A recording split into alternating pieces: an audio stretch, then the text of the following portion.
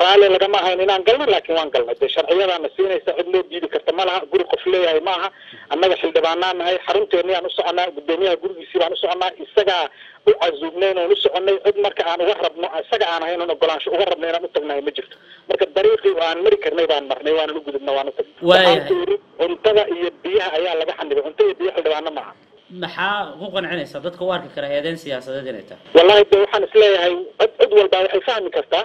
oo askarta albaabka joogta iyo cid walba ka shaqeynaysa maanta madaxtooyada ay ogyihiin in madaxweynaha in gudoomiyaha baarlamaanka oo aan wax sharciyada oo maanta lagu gudoomin karo ama khalad inta loogu geysan karo oo aan ahayn inuu qabtay xildhibaano 92 xildhibaan impeachment madaxweynaha ka wadeen oo sharciga ay tahay sharcigii loo doortay inuu fuliyo ay tahay waxaan ahayn qof aan samaynin oo gudoomiyaha baarlamaanka oo 6 bilood safxadiisa wali ay baydaatay qadahay